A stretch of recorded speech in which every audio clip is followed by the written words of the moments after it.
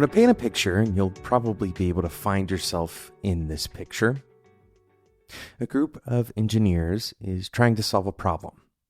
None of them is considered the lead engineer in this particular group. There's no managers present, but they're still having a clash. The clash is that one of the engineers keeps on bringing up all of these wild ideas, keep on going in 100 different directions, talking about using different languages than what we're using right now to solve this problem. And another one of the engineers is hyper-focused on the problem. In fact, so focused that there is a third engineer who's concerned that if we focus in that much, we might actually miss some important context. You might be one of these engineers, that third engineer who is not really sure if we should go big or go small. Or maybe you are always the one generating the big ideas, or maybe the one that is taking it step by step. Regardless of who you tend to be, in today's episode, we're going to talk about this mental model of problem solving that you probably haven't ever really directly, intentionally engaged with. And the model is very simple.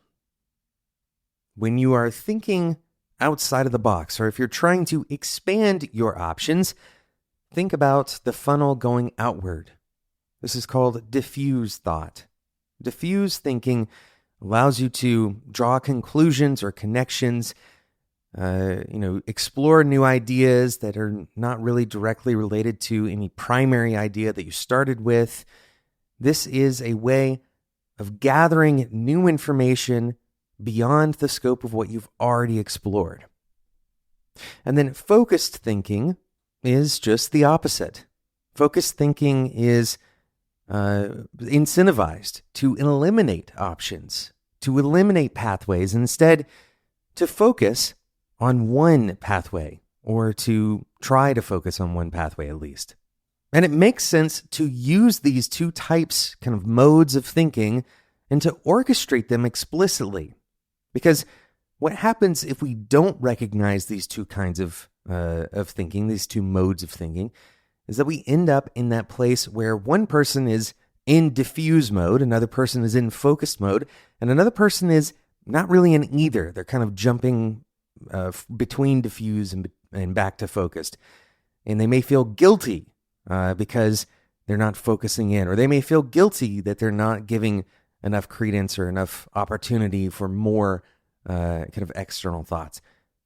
It makes sense to orchestrate these for a couple of reasons. One, both modes do provide unique value. As hopefully you could tell in the way that I was describing them, neither of these are wrong. Diffuse thinking provides you a litany of options. Hopefully it breaks you out of a closed-minded way of thinking about a particular problem.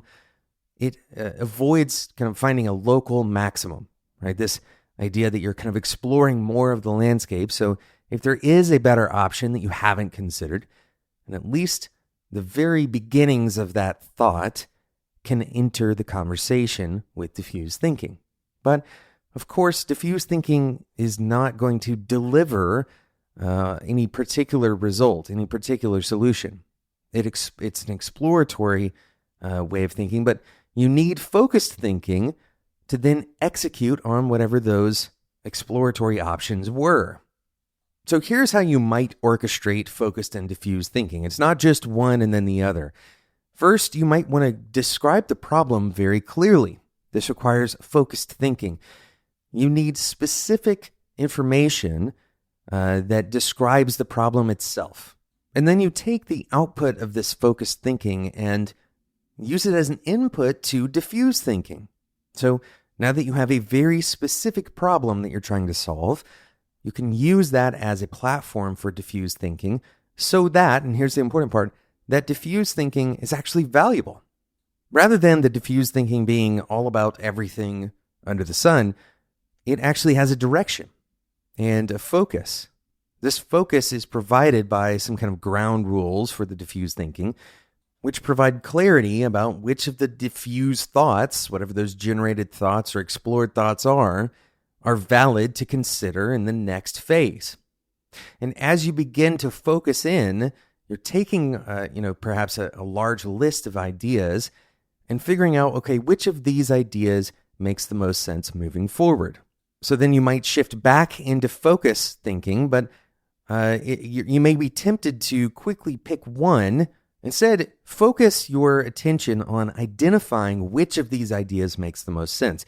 Not necessarily going into execution mode, but using that same focused thinking to walk through a process of clarifying which of the ideas makes the most sense or provides the most opportunity, solves the problem in the best way.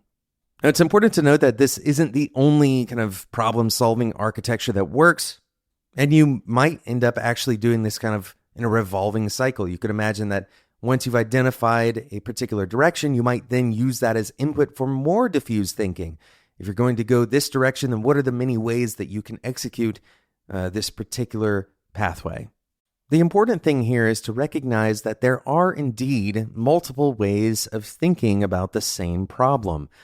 The next time that you are kind of having a clash on your team about how to solve something, consider whether maybe some of you are using diffuse thinking and others are using focused thinking, or maybe everyone is all over the place and it's time to set an explicit strategy. Thanks so much for listening to today's episode of Developer Tea. I hope you enjoyed it. If you'd like to continue this discussion, have a further discussion about these styles of thinking or any other mental models that we've discussed on the show or not, you can join us in the Developer Tea Discord community. Head over to developertea.com/Discord. Thanks so much for listening. And until next time, enjoy your tea.